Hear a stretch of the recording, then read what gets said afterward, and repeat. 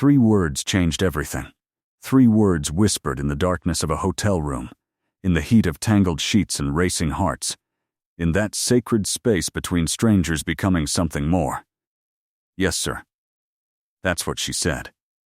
And the moment those words left Emma's lips, everything stopped. The man above her, this gorgeous stranger she'd met at the hotel bar just hours ago, this confident, passionate lover who'd been making her feel things she'd never felt before, suddenly froze. His entire body went rigid, his breath caught. And when he pulled back to look at her face in the dim light filtering through the curtains, his expression transformed from desire to something Emma couldn't quite read. Shock, recognition, and something darker, more complicated. "Emma?" His voice came out rough, disbelieving, and that's when she really looked at him, really saw him for the first time. And her heart dropped straight through the hotel room floor. Because this wasn't a handsome stranger. This was Nathaniel Cross, her boss, the CEO of Cross Industries, the man whose coffee she made every morning, whose meetings she scheduled, whose calls she screened, the man she'd worked for 2 years without him ever really seeing her. Until tonight. Until she'd walked into that hotel bar wearing a red dress instead of her usual conservative work clothes, her hair down instead of pulled back, her glasses left in her room, transformed into someone he didn't recognize, someone he wanted. Someone he'd bought a drink for, talked to, laughed with, and eventually brought to his room with an intensity that had left them both breathless. And now, naked in his bed, with the taste of him still on her lips and her body still trembling from what they'd just done, she had to face the truth. She'd just slept with her boss. And he hadn't known it was her. If you want to discover how one mistaken identity night in Chicago transformed an invisible secretary into the only woman a billionaire CEO could never forget, subscribe to the channel now. Leave a like if you believe some mistakes are actually destiny in disguise. And tell me in the comments what would you do if you woke up next to your boss. Your presence here means everything. 24 hours earlier, Emma Chen had been invisible. That's what 2 years as Nathaniel Cross's executive assistant had taught her. How to be efficient, professional, and utterly invisible. She knew how he took his coffee. Black, no sugar, precisely 180 degrees, in the blue ceramic mug his mother had given him. She knew his schedule better than he did. His preferences, his pet peeves, the slight tension in his jaw when a deal was going south. She knew he had a small scar above his left eyebrow from a childhood accident, that he rubbed his temple when he was thinking, that his voice dropped half an octave when he was angry. She knew everything about Nathaniel Cross, except she didn't know him at all, because in 2 years he'd never once looked at her. Really looked at her.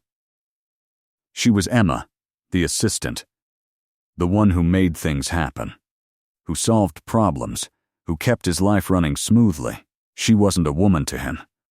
She was a function. And Emma had made peace with that. She'd taken the job because it paid well, because Cross Industries was prestigious, because being the right hand to one of New York's most successful CEOs looked incredible on a resume. She hadn't taken it expecting to fall in love with her boss.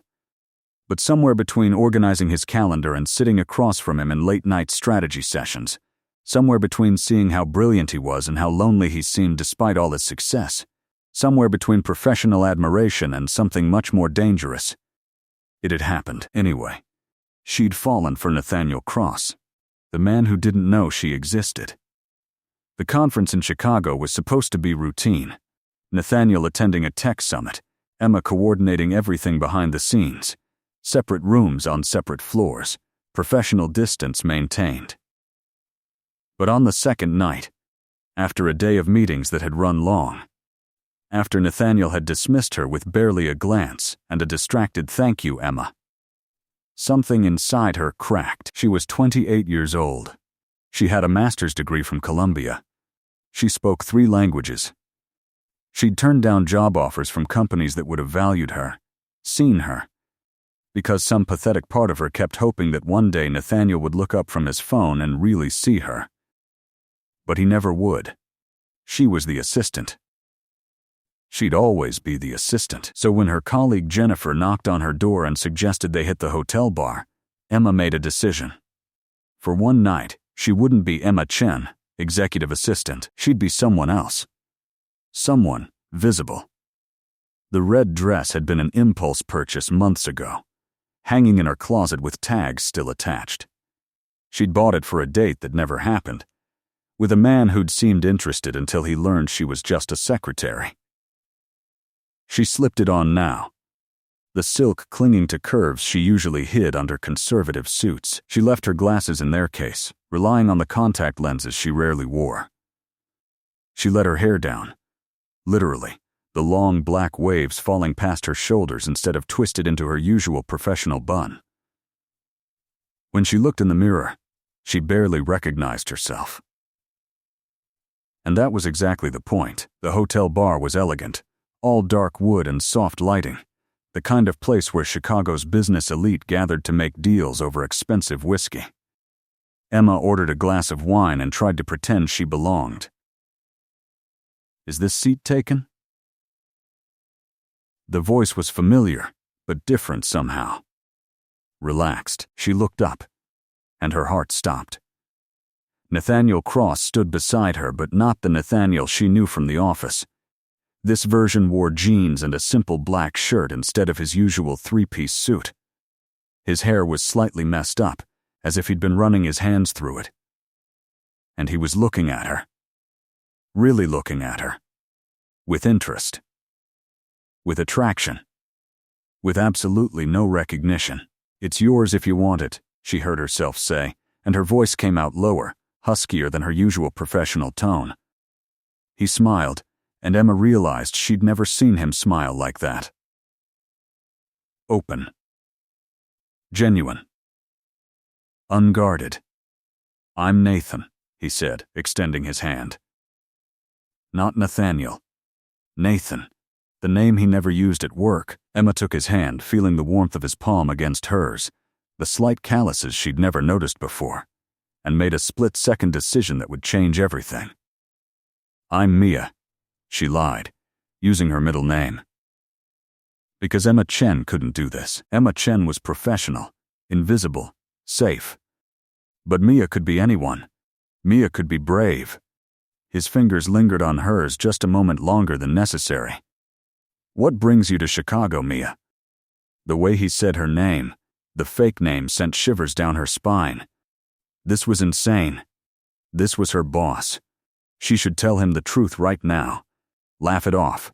Maintain professional boundaries. But when was the last time anyone had looked at her the way he was looking at her now?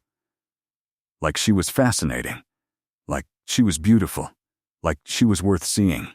"Business conference," she said, which wasn't exactly a lie. "You?" "Same. Tech summit." Monumentally boring. He signaled the bartender. "Let me buy you another drink. It's the least I can do for finding the only interesting person in this entire hotel." The irony almost made her laugh. She'd been in this hotel for 2 days, had probably passed him a dozen times, had certainly been in the same meeting rooms, but wearing her work clothes, her armor of invisibility, he'd looked right through her.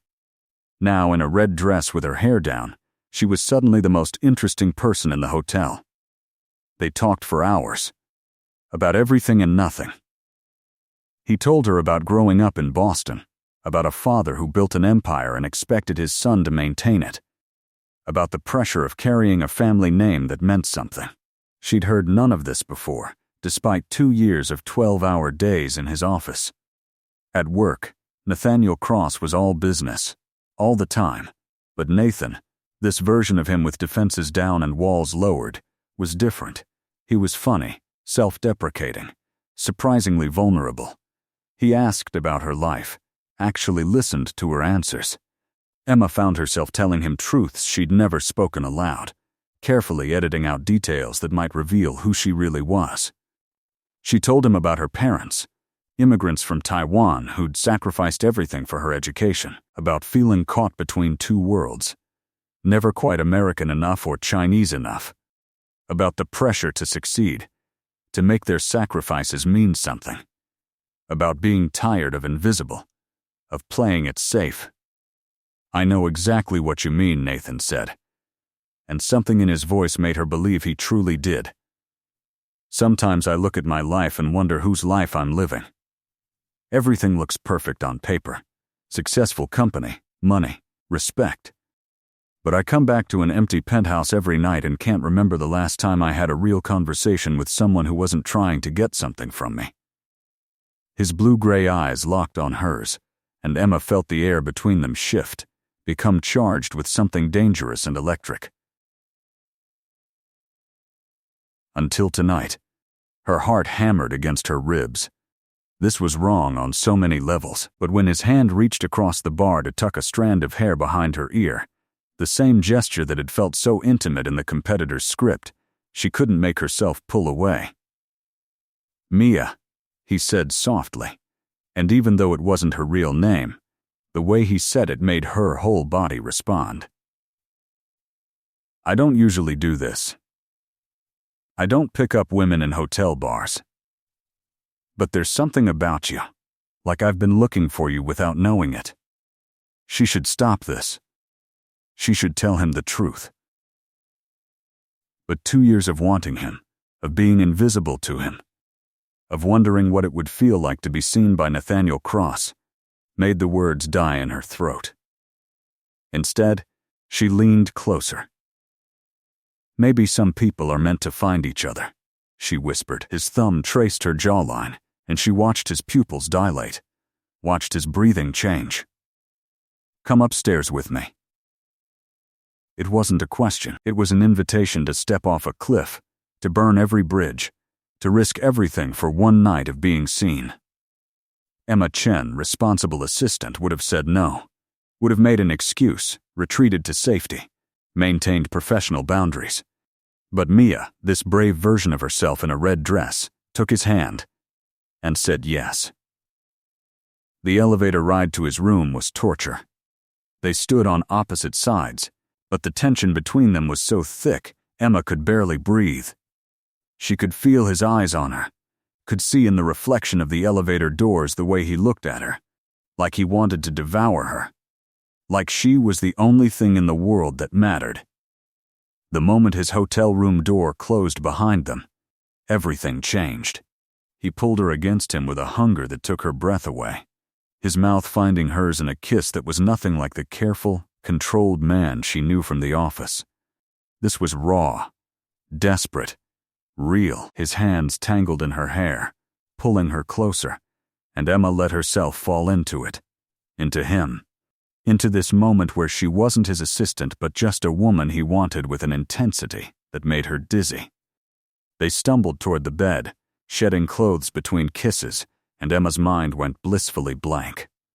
There was no more thinking, no more guilt, no more fear. There was just sensation. His skin against hers, his hands discovering her body like she was a mystery he needed to solve. The way he whispered God, "You're beautiful," against her neck. And she believed him because he didn't know he was supposed to think otherwise. When he laid her on the bed, his eyes traveling over her body with undisguised desire, Emma felt powerful in a way she never had before. This brilliant, successful, devastating man wanted her, not his assistant. Her. "Are you sure?" he asked. Hovering above her, giving her one last chance to retreat, she pulled him down instead, answering with her body what she couldn't say with words. And then there was no more thinking at all. He made love to her like she was precious, like she was breakable, like she was the answer to a question he hadn't known he was asking. His touch was reverent, deliberate, as if he wanted to memorize every inch of her skin. Emma had been with men before, but never like this, never with someone who looked at her like she hung the moon, who paid attention to every gasp, every shiver, who seemed to find genuine joy in her pleasure. "Tell me what you like," he whispered against her ear, his voice rough with desire, and something deeper. And for the first time in her life, Emma felt safe enough to be honest about what she wanted. Their bodies found a rhythm together, natural as breathing, urgent as storm waves. The hotel room disappeared. Chicago disappeared. The whole world narrowed to just this. Just them. Just the perfect, terrible beauty of this moment that could never happen again. When she finally shattered in his arms, Emma bit down on his shoulder to keep from screaming his real name. And when he followed her over the edge moments later, burying his face in her neck, she felt tears sting her eyes, because this was perfect and doomed, and she would carry this memory like a scar for the rest of her life. They lay tangled together afterward, hearts slowly returning to normal, reality creeping back in around the edges. His hand traced lazy patterns on her spine, and Emma tried to memorize the feeling because tomorrow she'd be invisible again. "Stay," he murmured, already half asleep. "I want to wake up next to you." She should have left then, should have slipped out while he was sleeping, preserved the fantasy, avoided the inevitable disaster. But she was selfish enough to want one more hour, one more moment of being seen. So she stayed, and that's when everything fell apart. They made love again in the middle of the night, slower this time, deeper, and Emma let herself pretend this was real. Let herself imagine a world where she wasn't his assistant, where they'd met as equals, where this could be the beginning of something instead of the end. She was lost in the sensation, in the feeling of his hands on her body and his breath on her skin, when habit betrayed her. He asked her to move, to shift her position, and without thinking, conditioned by 2 years of responding to his requests, she breathed out, "Yes, sir." The words hung in the air like a confession. She felt him freeze above her, felt the exact moment recognition clicked into place, felt her entire world collapse. Emma? Her name, her real name, in his voice, was like cold water. She opened her eyes to find him staring at her, and watched understanding dawn across his features. Shock, disbelief, and something that looked painfully like betrayal.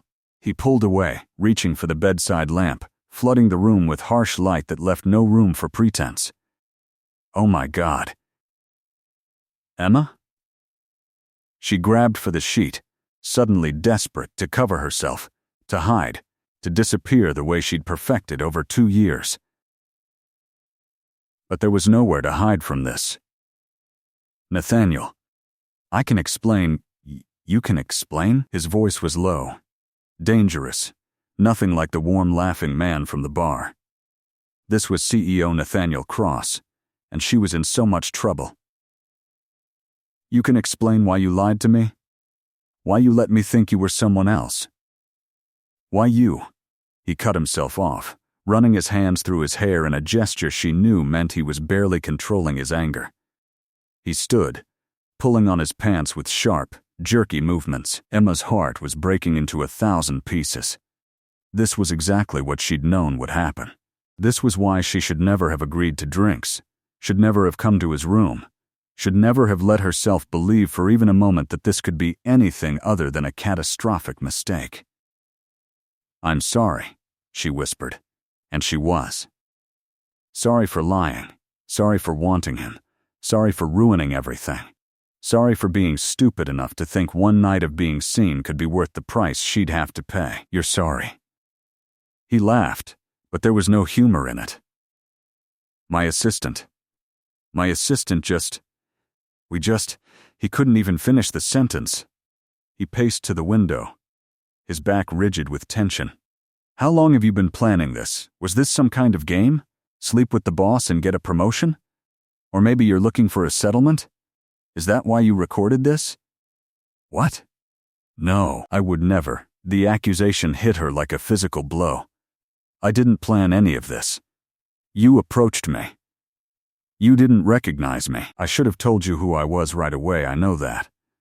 But I just wanted one night to not be invisible." Her voice broke. "One night where you actually saw me." He turned to face her, and the coldness in his expression was worse than anger. "I see you now." The words were meant to wound, and they succeeded.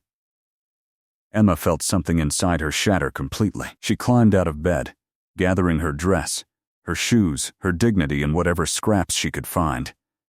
Her hands were shaking so badly she could barely zip up the dress. "For what it's worth," she said quietly, not looking at him because she couldn't bear to see his disgust, "I never meant to hurt you. I've worked for you for 2 years, Nathaniel. I've seen you nearly every day. And you've never once really looked at me. Tonight you did. And I was selfish enough to take it, even though I knew it was wrong. I'm sorry."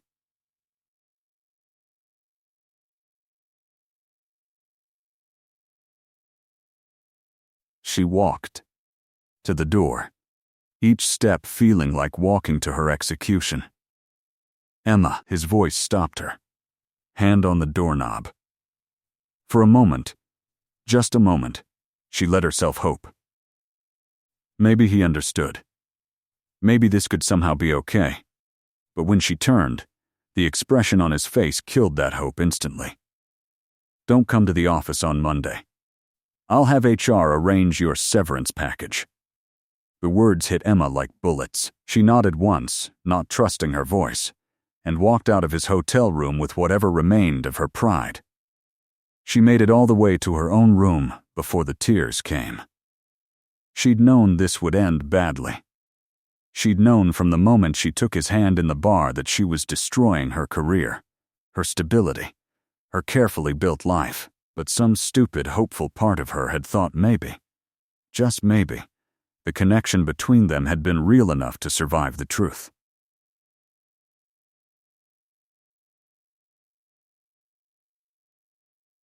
She'd been wrong. Emma Chen had just slept with her boss and lost everything.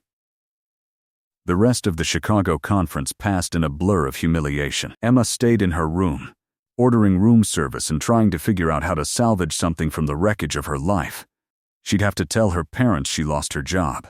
She'd have to explain to future employers why she left Cross Industries after 2 years. She'd have to live in a city where Nathaniel Cross's name was on buildings, where she couldn't turn on the business news without seeing his face, where she'd remember forever how stupid she'd been to think one night in a red dress could change anything. On Monday morning, instead of going to the office, Emma went to Cross Industries' HR department as instructed. Margaret Chen, no relation despite sharing a last name, was the HR director. She was professional, kind, and clearly had no idea why Nathaniel Cross's previously exemplary assistant was being let go with a generous severance package. "Mr. Cross indicated this was a mutual separation," Margaret said carefully, sliding papers across her desk. "He's provided you with 6 months' salary, full benefits through the end of the year, and a letter of recommendation. That's quite generous for an assistant position." Generous. The word made Emma want to laugh or cry, or both. Nathaniel Cross was paying her off, making sure she went away quietly, making sure she had no reason to sue for wrongful termination or sexual harassment, or any of the things he probably thought she might do. "There's one condition," Margaret continued, pointing to a clause in the separation agreement. "You're required to sign a non-disclosure agreement, standard procedure for anyone leaving a high-level executive position." Emma skimmed the ENDA. It was thorough, ironclad, and clearly drafted by lawyers who knew exactly what they were doing. She couldn't discuss Nathaniel Cross's business dealings, his personal life, his habits, his schedule. She couldn't give interviews, couldn't write about her experience working for him, couldn't sell her story. She was being paid to disappear, to become invisible again, this time permanently. Emma signed. Not because of the money, though she needed it. Not because of the ENDA, though fighting it would be futile. She signed because Nathaniel Cross wanted her gone, and she had enough self-respect left not to force herself on someone who'd made his feelings brutally clear. "There's also this," Margaret said, handing over a sealed envelope. "Mr. Cross asked me to give this to you directly." Emma took the envelope with numb fingers. Her name was written across it in Nathaniel's distinctive handwriting, the same handwriting she'd seen on thousands of notes and memos over 2 years. She waited until she was home in her tiny studio apartment before opening it. The letter inside was brief, typed, completely professional. Emma, I apologize for the manner of our last conversation. You deserved better. You were an exemplary assistant, and I regret that circumstances have made it impossible for us to continue working together. I've ensured Margaret provided a strong letter of recommendation. You're talented enough to find an excellent position elsewhere. I wish you well in your future endeavors. NC. That was it. No acknowledgement of what had happened between them. No mention of the night they'd spent together. No hint of the connection she'd felt. The chemistry that had been so real she could still feel the ghost of his hands on her skin. Just a cold, corporate goodbye from a man who wanted to pretend she'd never existed. Emma crumpled the letter in her fist and threw it across the room. Then she climbed into bed, pulled the covers over her head, and let herself fall apart completely. 3 weeks later, Emma was still unemployed and running out of the motivation to change that. She'd sent out resumes, but her heart wasn't in it. Every job posting looked gray and lifeless compared to the work she'd done at Cross Industries. She'd been good at that job. She'd been essential, valued, if not seen. Now, she was nothing. Her best friend Lauren dragged her out of the apartment on a Friday night, insisting that moping alone was not a sustainable life plan. They went to a wine bar in the village, and Emma tried to pretend she was capable of normal human interaction. You need to tell me what happened, Lauren said after their second glass of wine. One day you have the best job in New York. The next you're unemployed and looking like someone killed your dog. What did Cross do? Because if he harassed you, Emma, you can sue. You should sue. He didn't harass me, Emma said quietly. It was the opposite. I made a terrible mistake. The whole story came tumbling out. The conference, the bar, the red dress, the fake name. Sleeping with her boss who didn't know who she was. The devastating moment of recognition, the cold dismissal. The enda she'd signed. Lauren listened with increasingly wide eyes. Holy shit, she breathed when Emma finally finished. You slept with Nathaniel Cross. The Nathaniel Cross. And he didn't even know it was you? I know it was stupid. I know I should have told him right away. But Lauren, for one night, he looked at me like I was someone worth seeing, like I mattered, and I couldn't walk away from that. Did you love him? The question hit Emma like a punch. Did she love Nathaniel Cross? Or had she just loved the idea of him, the fantasy of being seen by someone powerful and brilliant and completely out of her league? I don't know, she admitted. I thought I did. But how can you love someone who doesn't know you exist? Except, he did see you, Lauren pointed out. He just didn't know he was seeing his assistant. But Emma, everything he was attracted to, everything you talked about, that was really you. The red dress didn't change who you are. Emma wanted to believe that. But it was hard when the same man who'd held her like she was precious had fired her without hesitation the moment he learned the truth. The world is cruel sometimes in its smallness. 2 months after Chicago, Emma was finally pulling herself together. She'd landed a job at a boutique consulting firm, nothing as prestigious as Cross Industries, but respectable enough. She'd moved to a new apartment, trying to create a fresh start. She was learning to go entire hours without thinking about Nathaniel Cross and the way he'd looked at her in that hotel bar. And then, she fainted at work. One moment she was presenting market analysis to a client. The next the room was spinning, and everything went black. She woke up in an emergency room with Lauren hovering over her anxiously, and a doctor asking questions about her medical history. When was your last period? The doctor asked. Emma tried to remember. She'd been so stressed, so depressed, that she honestly couldn't recall. I don't know. 6 weeks? Maybe 8? The doctor's expression shifted into something Emma couldn't quite read. We're going to run some tests. An hour later, Emma sat in stunned silence as the doctor delivered news that shattered her fragile new stability completely. You're pregnant. About 10 weeks, based on your hormone levels. I'd like to do an ultrasound to confirm dates and check viability. Pregnant. Emma's mind went completely blank, then exploded into panic. 10 weeks.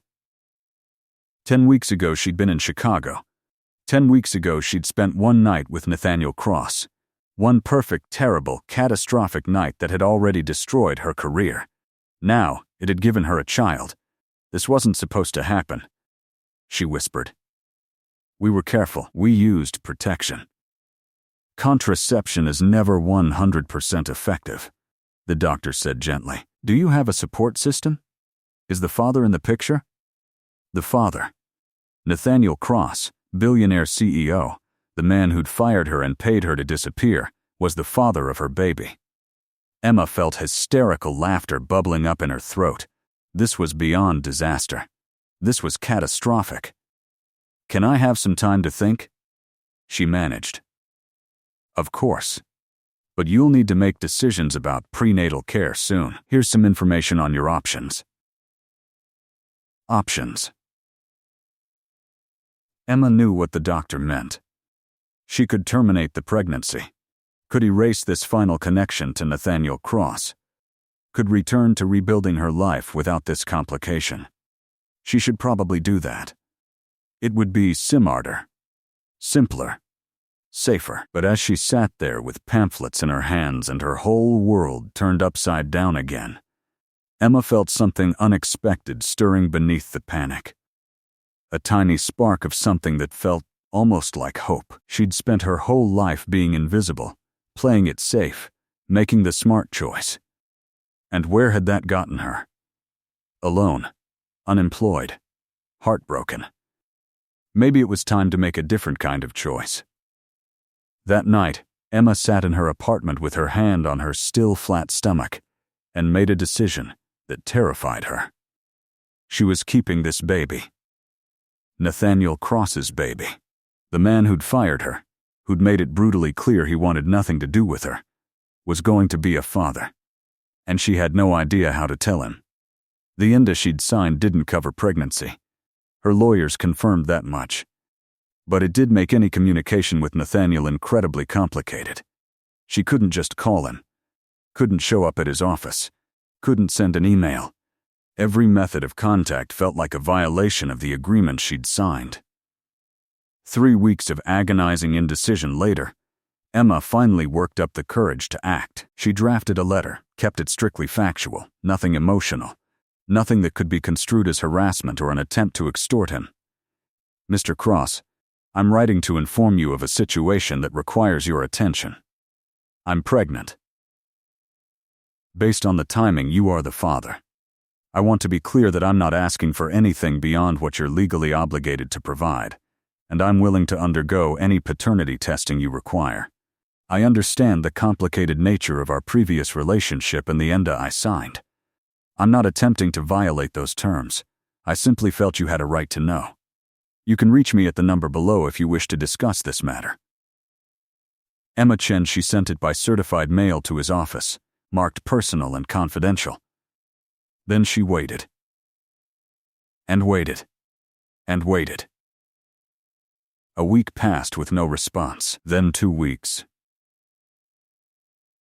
Emma tried not to take it personally. He was a busy man.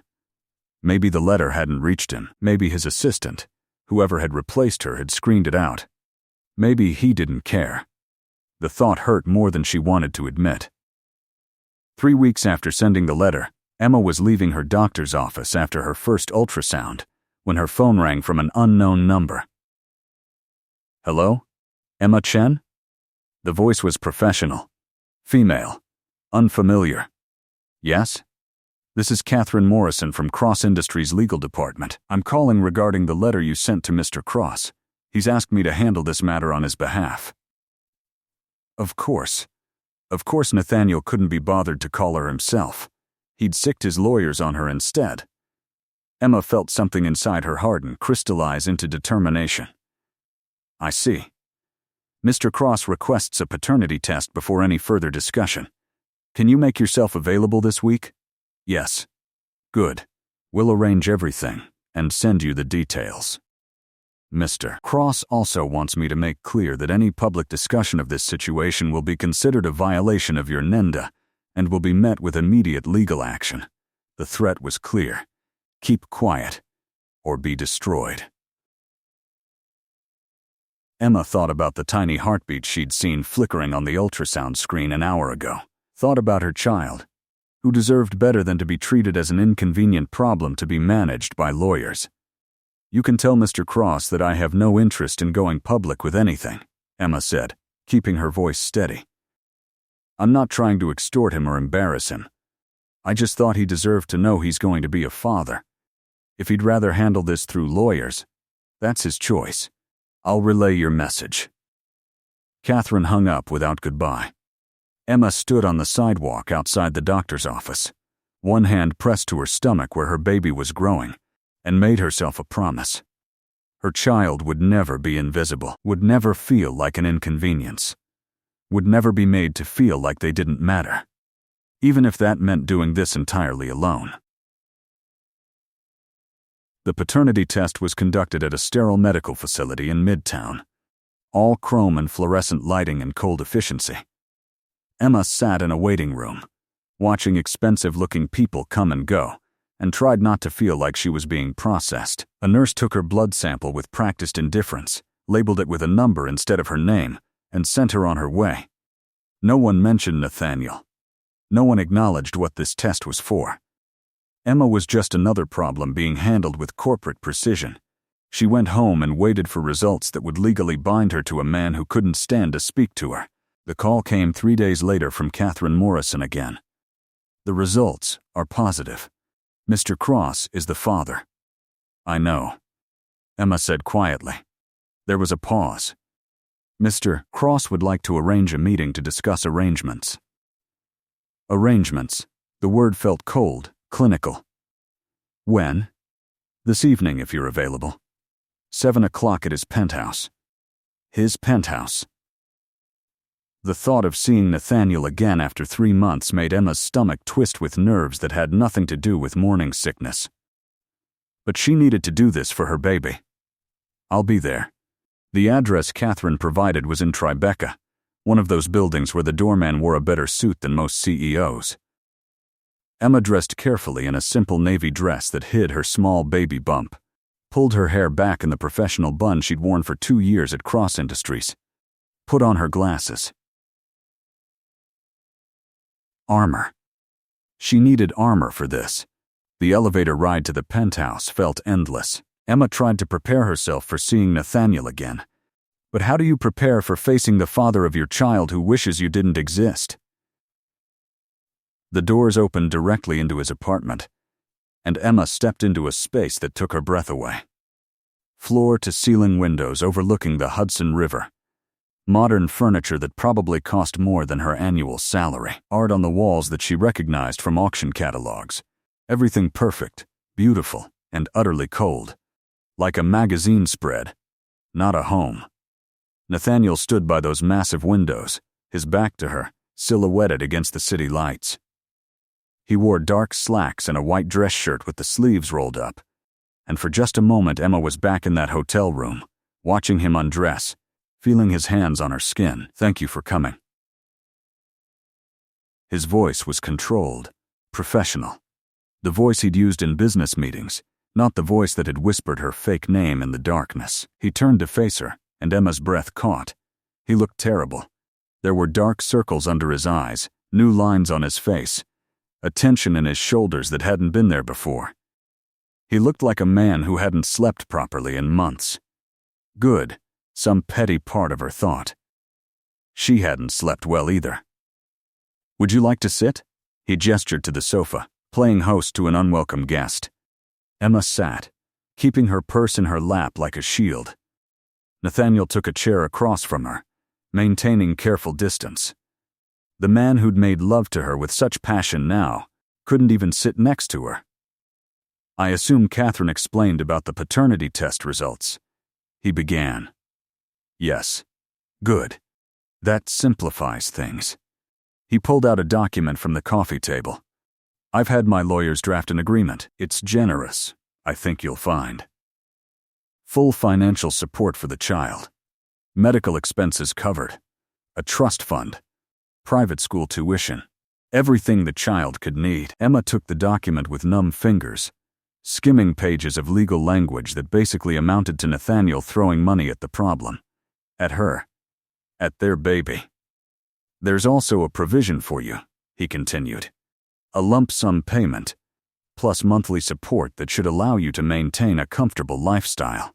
In exchange, I'm asking for reasonable custody arrangements and your continued adherence to the INDA regarding our previous relationship. Previous relationship. Like they'd dated and broken up, instead of sharing one night that had changed everything. You've thought of everything, Emma said quietly. I'm trying to do the right thing. The right thing. She looked up at him, finally meeting his eyes directly. The right thing would have been talking to me like a human being instead of sending lawyers. The right thing would have been acknowledging that this baby isn't a problem to be solved with paperwork and money. His jaw tightened. What exactly did you expect, Emma? That I'd be thrilled? That we'd play happy family? I expected you to at least look at me when you talk about our child.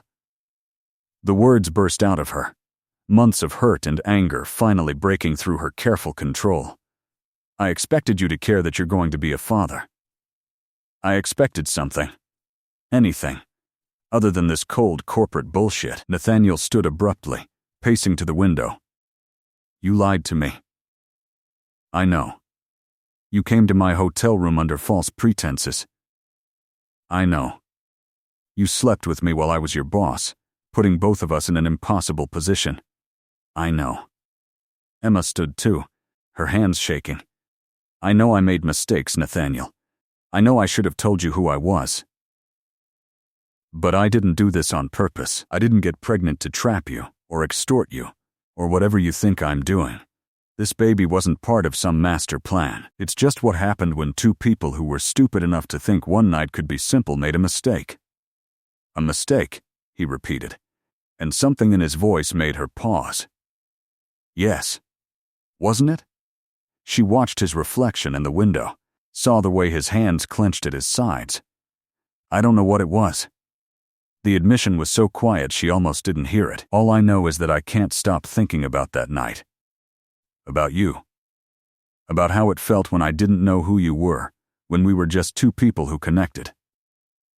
And then I found out you'd been lying to me the whole time. And I didn't know what was real. Emma's heart squeezed painfully.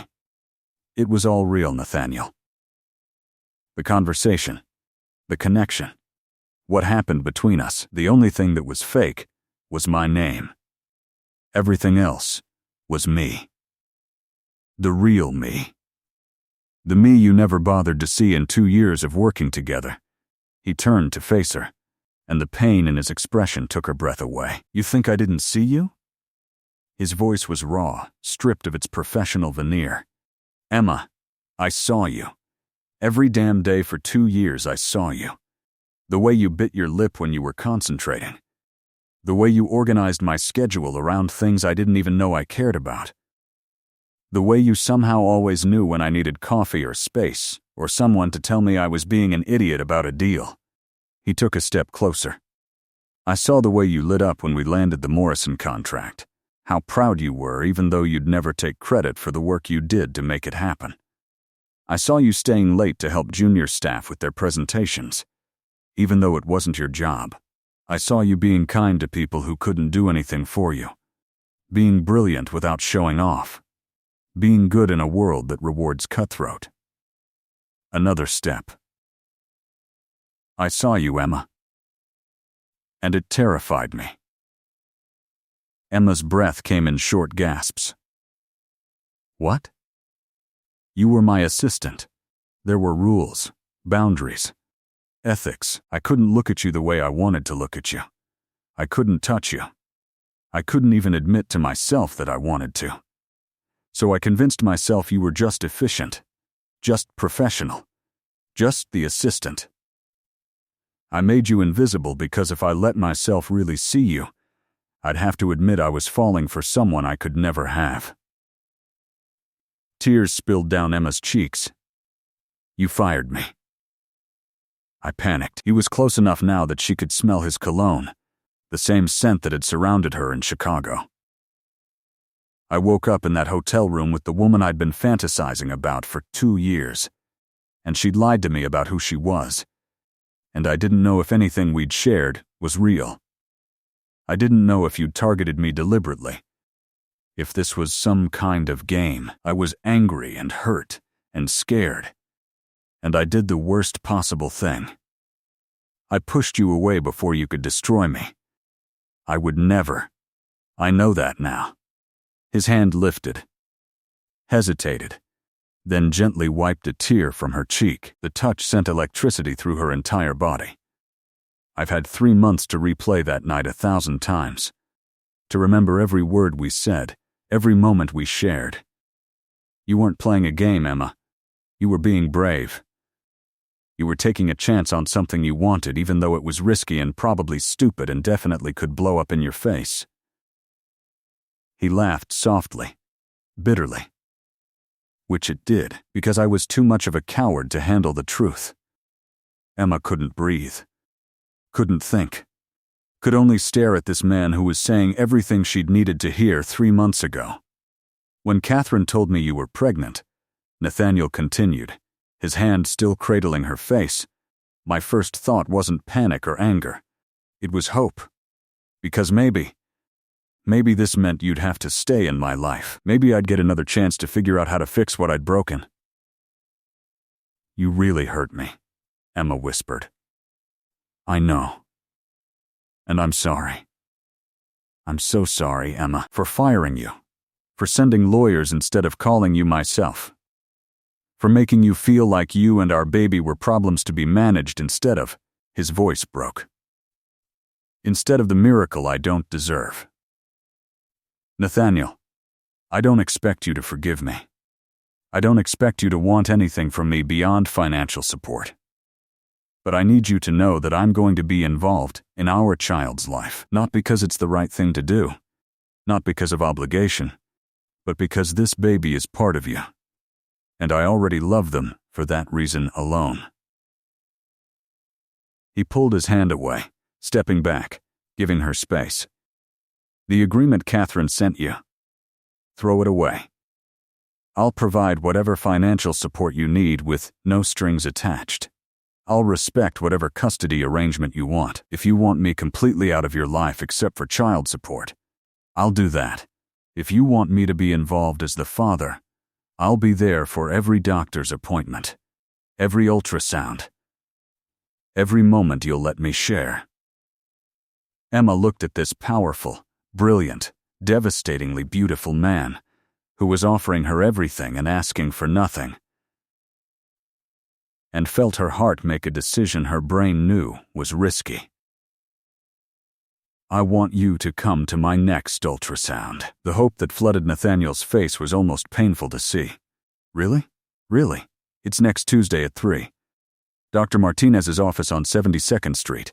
If you're serious about being involved, that's where you start. I'll be there. He pulled out his phone immediately, typing in the details like he was afraid she'd change her mind. What else? What do you need? Better insurance? A different apartment? Anything, Emma. Name it. I need you to stop trying to fix everything with money, Emma said firmly. I need you to understand that I don't want your wealth, Nathaniel. I want you, the you from that night in Chicago, who talked to me like I was interesting and looked at me like I mattered. Not CEO Nathaniel Cross with his lawyers and his agreements. Just Nathan. He stared at her. After everything I did, you still want that? I'm an idiot, apparently. She tried to smile through her tears. But yes, I spent 2 years watching you from across an office and falling for you anyway. I spent one night getting to know the man behind the suit and falling harder. And I've spent 3 months trying to convince myself I imagined the connection between us. I'm tired of lying to myself. Emma. Her name on his lips was a prayer, a plea, a promise. I don't know how to do this. I don't know how to be with someone who actually sees me, who knows all my flaws and wants me anyway. I'm probably going to screw this up. Probably, she agreed. But maybe we can screw it up together this time. Nathaniel closed the distance between them in 2 strides, pulling her into his arms with a desperation that took her breath away. He held her like she was precious, like she was breakable, like she was the answer to every question he'd ever asked. I missed you. He breathed against her hair. Every single day, I missed you. The penthouse felt empty. The office felt empty. Everything felt empty without you there. Emma let herself melt into his embrace, feeling safe for the first time in months. I missed you too. I told myself I was just missing the job, missing the routine. But it was you. It was always you. He pulled back just enough to look at her face, his hands framing her cheeks with a tenderness that made her heart ache. Can I kiss you? Please, Emma, I need to know this is real. Instead of answering, she rose on her tiptoes and pressed her lips to his. The kiss was nothing like the desperate passion of Chicago. This was soft, tentative, like they were both afraid to break something fragile. But when Nathaniel's arms tightened around her, and Emma's hands fisted in his shirt, the kiss deepened into something that felt like coming home. When they finally broke apart, both breathing hard, Nathaniel rested his forehead against hers. Stay. Not for sex. Not for anything except letting me take care of you. You must be exhausted. Have you eaten? When's the last time you had a real meal? Emma laughed, the sound watery but genuine. You're trying to feed me? Among other things, I make a decent pasta. Nothing like what you deserve, but better than takeout. He was already guiding her toward the kitchen, one hand protectively on the small of her back. And then we're going to talk. Really talk. About the baby. About us. About what we both want. The kitchen was all marble and stainless steel, clearly designed by someone who'd never actually cooked. But Nathaniel moved through it with surprising competence, pulling out ingredients and setting water to boil while Emma perched on a bar stool and watched. You really cook? She asked. I really cook. One of the few things my mother insisted on teaching me. She said no child of hers would grow up helpless in a kitchen, no matter how much money we had. He smiled, and it was the genuine smile from Chicago, not the corporate mask. She'd like you, I think. She always said I needed someone who wouldn't put up with my bullshit. Smart woman. The smartest. She passed away 5 years ago. Cancer. He said it matter-of-factly, but Emma could see the grief in the line of his shoulders. I'm sorry. Me too. She would have been a wonderful grandmother. His hand drifted unconsciously to Emma's still small bump. May I? Emma nodded, and Nathaniel's palm settled gently over where their baby was growing. His expression transformed into something like wonder. There's really a person in there. Our person. About the size of a lime right now, according to my last appointment. A lime. He laughed softly. We made a lime-sized person. They stayed like that for a moment, his hand on her stomach, both of them marveling at the tiny miracle they'd created accidentally. Then the water boiled over, and Nathaniel jumped back with a curse, and the spell broke into something more normal, more manageable. Over pasta carbonara that was actually delicious, they talked. Really talked.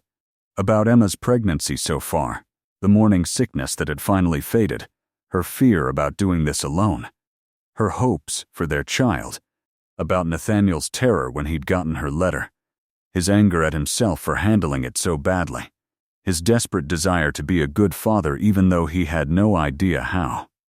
My father wasn't exactly a great role model. Nathaniel admitted. He was brilliant in business, ruthless when he needed to be, and almost completely absent as a parent. I spent my childhood trying to earn his approval and my adulthood trying not to become him. You're not him, Emma said firmly. You're here, Nathaniel. You're trying. That's already more than he gave you. I want to be there for everything. Doctor's appointments, birthing classes, 3M ice cream cravings. All of it. I want to be your partner in this, Emma, if you'll let me. I want that too. But we need to figure out what we are to each other first. Are we co-parents? Friends? Something more? Nathaniel set down his fork, his blue-gray eyes intense on hers. I want to be something more. I want to date you properly, the way I should have done from the beginning. I want to take you to dinner, to the theater, to walk through Central Park holding your hand. I want to learn everything about you that I was too blind to see when you were my assistant. And the baby? The baby is a gift. An unexpected one, maybe, but a gift nonetheless. But Emma, I don't want to be with you just because you're carrying my child.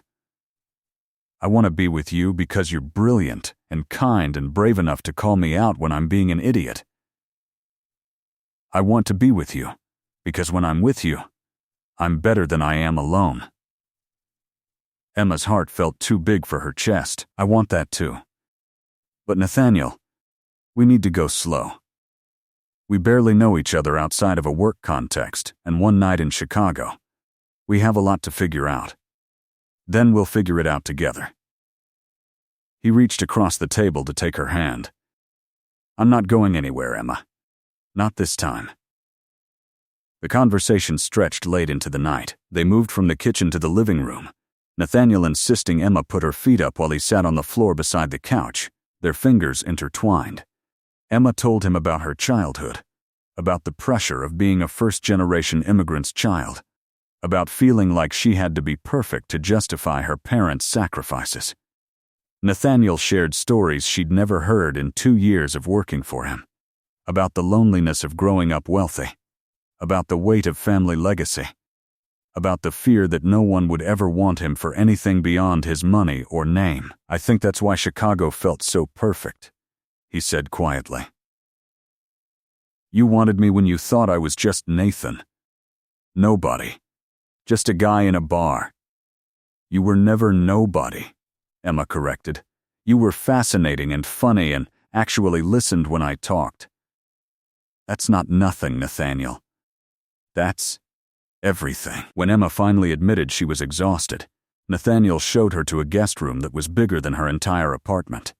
He provided pajamas, towels, everything she might need, then lingered in the doorway like he was afraid to leave. Thank you for giving me another chance, he said softly. Thank you for not giving up on us. Emma crossed to him, rising on tiptoes to kiss his cheek. Good night, Nathaniel. Good night, Emma. Sleep well. She did, for the first time in months. The next 3 months transformed Emma's life in ways she couldn't have imagined. Nathaniel kept his promise. He showed up for every doctor's appointment, his hand gripping hers when they heard the heartbeat for the first time, tears streaming down his face during the ultrasound that revealed they were having a daughter. A girl, he'd whispered, awed. We're having a little girl. He took Emma to dinner at quiet restaurants where they could talk for hours, learning each other's stories, to the theater, where he held her hand in the darkness, to Central Park on sunny Sundays, walking the paths while planning their daughter's future. He was patient with her need to take things slow, never pushing for more than she was ready to give. But the chemistry between them, the connection that had ignited in Chicago, didn't disappear just because they were being careful. Every touch lingered a little too long. Every goodbye kiss grew harder to keep chaste. Every moment together was charged with the memory of that one perfect night and the promise of more. Emma's parents finally met Nathaniel over dinner at their home in Queens. Her mother Maria, who'd been prepared to hate the rich man who'd gotten her daughter pregnant, was charmed within 20 minutes by his genuine interest in her cooking and his willingness to be taught how to make proper dumplings. Her father Roberto was harder to win over. But when Nathaniel spent an hour talking about his own father's failings and his determination to do better, something shifted. "He loves you," Roberto told Emma later, while Nathaniel was in the kitchen helping Maria with dishes despite her protests. "I can see it in how he looks at you. I think I love him too, Dad. Is that crazy? Given everything?" Love is always a little crazy, mija. The question is whether it's the good kind of crazy, or the kind that breaks your heart. Emma watched through the doorway as Nathaniel laughed at something her mother said, his sleeves rolled up and his hands in soapy water, and felt certainty settle in her bones. The good kind.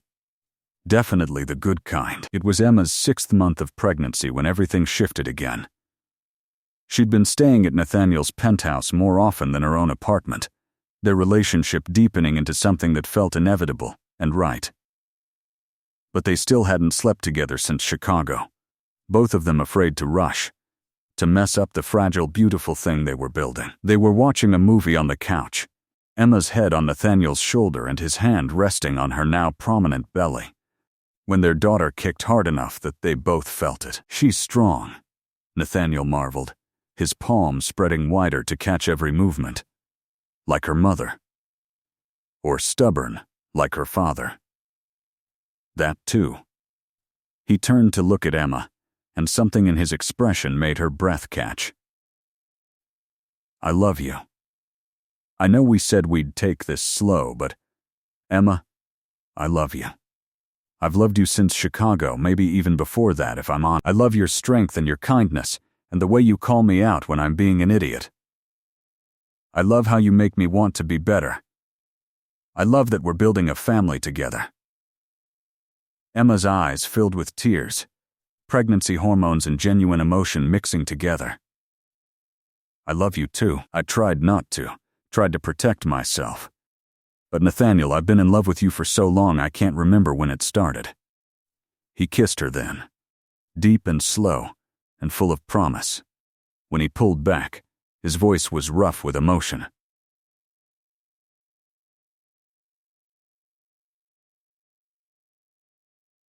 "Move in with me. Officially. Not as a guest, but as my partner. Let me wake up next to you every morning. Let me be there for every moment of this pregnancy. Let me love you the way you deserve." "Yes," Emma breathed. Yes to all of it. "There's one more thing." Nathaniel stood, pulling something from his pocket, and Emma's heart stuttered as she realized what was happening. He knelt in front of her, careful of her belly, and opened a small velvet box to reveal a ring that took her breath away. Simple. Elegant. Perfect. "I know this is fast. I know we're doing everything backward. But Emma Chen, will you marry me? Not because of the baby, not because it's the right thing to do, but because I want to spend the rest of my life with you, because you're my best friend, my partner, the person who makes me whole. Because I can't imagine my future without you in it." Emma was crying in earnest now, nodding before she could even get the words out. "Yes. Yes. I'll marry you." Nathaniel slid the ring onto her finger with shaking hands, then kissed her with such tender intensity that Emma felt herself melting. When he scooped her up carefully, mindful of her pregnancy, and carried her to his bedroom, she didn't protest. "Are you sure?" he asked, laying her gently on the bed, his eyes searching hers. "We don't have to, I'm sure. I want you, Nathaniel. I want all of you." He undressed her slowly, reverently, like she was precious. His hands traced the changes pregnancy had brought to her body with such awe that Emma felt beautiful instead of self-conscious. "You're incredible," he whispered, pressing kisses to her rounded belly. "You're growing our daughter. You're the most beautiful thing I've ever seen." When he finally joined their bodies, it was nothing like the desperate passion of Chicago. This was slow, tender, full of love and promise. They made love like they had all the time in the world, learning each other again with new context, new meaning. "I love you," Nathaniel breathed against her lips as they moved together. "I love you, I love you, I love you." Emma held him close, her heart so full it almost hurt. "I love you too. Always." Afterward, wrapped in his arms with her head on his chest and their daughter moving between them, Emma felt peace settle over her like a blanket. This was where she belonged, where she'd always belonged. "Hey, Nathaniel. I'm glad I spilled that coffee in Chicago, or sat at your table, or whatever cosmic accident brought us together." He laughed, the sound rumbling through his chest. "Best mistake I ever made, not recognizing you. Best risk I ever took, letting you buy me a drink." They fell asleep like that, tangled together, Emma's engagement ring catching the city lights, their daughter moving between them, and the future spreading out ahead full of promise. 3 months later, Emma stood in front of a mirror in a private room at the Plaza Hotel, adjusting the simple white dress that accommodated her 8-month pregnant belly. Lauren stood behind her, pinning the final flowers into Emma's hair. "You look beautiful," her best friend said softly, "like someone who's about to marry the love of her life." "I can't believe this is happening," Emma admitted, one hand on her belly where her daughter was performing what felt like acrobatics. "A year ago I was invisible. Now I'm marrying Nathaniel Cross and having his baby." "You were never invisible, Emma. He was just too blind to see you. But he sees you now. He really does." Emma smiled at her reflection, at the woman looking back who'd learned to be brave, to take risks, to believe she deserved to be seen. There was a knock on the door, and her father appeared, looking uncomfortable in his formal suit but smiling with such pride that Emma's eyes immediately filled with tears. "No crying," Lauren ordered. "You'll ruin your makeup." "Your mother is already crying enough for everyone," Roberto said, crossing to take Emma's hands. "You look so beautiful, mija. Are you happy?" "So happy, Dad. Happier than I knew I could be." "Then that's all that matters. Come." "Your young man is waiting, and he looks like he might pass out from nervousness." The ceremony was small, intimate, just close friends and family in the Plaza's garden room. Emma had insisted. She didn't want a spectacle, just the people who mattered most witnessing them commit to each other. But as Roberto walked her down the aisle and Emma saw Nathaniel waiting at the altar, everything else disappeared. He wore a perfectly tailored navy suit, but it was his face that took her breath away, the love shining in his eyes, the tears streaming down his cheeks, the smile that was just for her. This powerful man, this brilliant CEO, looked at her like she was his entire world. "You're so beautiful," he whispered when she reached him, taking her hands in his. "You're not so bad yourself," she whispered back, making him laugh through his tears. The ceremony itself was a blur. Emma heard herself saying vows she'd written late at night, promising to love Nathaniel in all the ways he'd never been loved before. Promising to see him, always, to call him out when he was being an idiot, to be his partner in building a life that mattered more than any skyscraper. She heard Nathaniel's voice shake as he promised to cherish her, to never make her feel invisible again, to spend every day earning the gift of her love, to be the father their daughter deserved, and the husband Emma had always needed. When the officiant pronounced them married and Nathaniel kissed her, Emma tasted salt from both their tears and felt their daughter kick in approval between them. The reception was joyful, full of laughter and love. Emma's mother cried through her speech about how Nathaniel had won her over with his willingness to learn to make dumplings. Nathaniel's business partner gave a toast about how Emma had transformed his friend from a workaholic who never smiled into someone who left the office at 5 and couldn't stop talking about his wife and daughter. Lauren told the story of dragging Emma out of her depression after Chicago, carefully editing out the details, but making it clear that this couple had fought for each other. Roberto welcomed Nathaniel into the family with a warning that if he ever made Emma cry again, there would be consequences. Emma and Nathaniel's first dance was slow and sweet, her belly between them making it slightly awkward but perfect anyway. "I can't believe you're my wife," Nathaniel murmured against her ear. "I can't believe you're my husband, the man I used to make coffee for every morning. I was an idiot not to see what was right in front of me. You see me now. That's what matters." Their daughter chose that moment to kick hard enough that Nathaniel felt it through Emma's dress. They both laughed, swaying together in their own world while around them their loved ones celebrated. "3 more weeks," Emma said. "Then we meet her. I can't wait. Though I'm terrified. What if I mess this up? What if I'm a terrible father?" Emma pulled back to look at him seriously. "You're going to make mistakes. We both are. But Nathaniel, you're going to love her with everything you have. You're going to be there. That's what matters. That's all that matters." He kissed her forehead, her nose, her lips. "How did I get so lucky?" "You bought a drink for a woman in a red dress who was brave enough to say yes. Best decision I ever made." The night ended with Emma exhausted but happy, her feet aching and her daughter performing gymnastics. Nathaniel scooped her up despite her protests about being too heavy, carrying her to the car that would take them home. Not to a honeymoon. Emma was too pregnant for travel. But to their penthouse, their life, their future. "Ready to go home, Mrs. Cross?" he asked, settling her carefully in the car. Emma smiled, her hand finding his, her ring catching the streetlights. "I've been ready since the moment I met you. I just didn't know it yet." Charlotte Maria Cross arrived 3 weeks later in the early hours of a Tuesday morning, coming into the world with her father gripping her mother's hand and tears streaming down both their faces. She was perfect. Tiny and wrinkled and utterly perfect, with her father's eyes and her mother's determined chin. Nathaniel cut the cord with shaking hands, then held his daughter for the first time with such awe that the nurses had to remind him to breathe.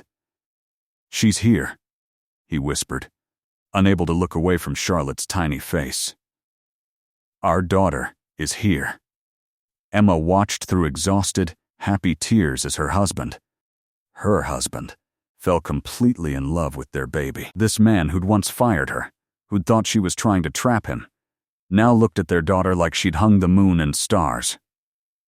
"Want to meet your mama, Charlotte?" Nathaniel carefully placed her on Emma's chest, and the moment their daughter's skin touched hers, Emma felt something shift in the universe. This was what mattered. Not jobs or money, or who was invisible and who wasn't. Just this tiny person they'd made together. This family they'd built from mistakes and risks and the courage to love each other anyway. The first few weeks were chaos. Sleepless nights and endless feedings, and learning how to care for a tiny human who seemed to have very specific opinions about everything. But they did it together. Nathaniel took paternity leave, something unheard of for a CEO of his stature, and spent his days changing diapers and walking Charlotte around the penthouse at 3, and when she wouldn't sleep. Emma watched him sing lullabies in a soft voice she'd never heard before, and felt her love for him deepen impossibly further. They were sitting together one night, Emma nursing Charlotte while Nathaniel dozed beside them, when Emma finally let herself think about how far they'd come. A year ago, she'd been invisible, heartbroken, alone. Now she had everything. A husband who loved her, a daughter who was perfect, a family that felt real and right and worth every risk she'd taken. "What are you thinking about?" Nathaniel asked sleepily, his hand finding hers. "Just how grateful I am. For all of it. Even the hard parts. Even Chicago and the mistakes. And the heartbreak. Because it led us here." He lifted her hand to his lips, pressing a kiss to her knuckles. "I'm the one who's grateful. You took a chance on a broken man who didn't know how to be loved. You taught me what matters. You gave me a family." Charlotte finished nursing, and Emma handed her to Nathaniel, who tucked her against his shoulder with practiced ease, patting her back gently until she burped. Watching him be a father, seeing how naturally it came to him despite his fears, made Emma's heart swell. "I love you," she said simply. "I love you too. Both of you. More than I knew it was possible to love anyone." Charlotte chose that moment to spit up on his shoulder, and they both laughed, the sound echoing through their home. Their real home, not a showplace, but somewhere with baby toys scattered on the floor, and unwashed coffee cups on the table, and all the beautiful mess of actual life. This was what Emma had wanted all along without knowing it. Not to be seen by everyone, but to be truly seen by the people who mattered. By her husband, who looked at her like she was his entire world. By her daughter, who already knew her mother's heartbeat and scent and voice. By herself, finally, the woman who'd learned to be brave enough to step out of invisibility. Sometimes love begins with a lie. Sometimes it starts with a red dress and a fake name and a risk taken in a hotel bar. Sometimes it survives mistakes and heartbreak and the terrifying honesty of being truly seen. And sometimes, if you're very lucky, it becomes something real. Something lasting. Something worth every moment of fear and uncertainty. Emma had been invisible for so long, she'd forgotten what it felt like to be seen. But Nathaniel had taught her that being seen wasn't about being noticed by everyone. It was about being known, completely and imperfectly, by someone who chose to love you anyway. Years from now, when Charlotte asked how her parents met, they'd tell her the truth. About a rainy cafe, a chance encounter, and a secretary who was brave enough to wear a red dress. About a CEO who was blind until one night taught him how to see. About mistakes and second chances and the courage it takes to build a life together. But tonight, with their daughter sleeping between them and the city lights glowing through the windows, Emma and Nathaniel simply held each other close and marveled at the beautiful, imperfect, perfect life they'd built. Together. Always together. And if Emma whispered yes sir just to see Nathaniel's eyes darken with desire and memory and love, well, that was their secret. Their beginning. The night that changed everything. The mistake that became there forever. If this story touched your heart, subscribe to the channel and leave your like. And if you felt it was truly worth listening to, click the super thanks button. Your support helps us continue bringing stories about love that conquers fear, about being seen, and about the beautiful courage it takes to risk everything for connection. Tell me in the comments, have you ever taken a risk that changed your life? Your presence here makes all the difference.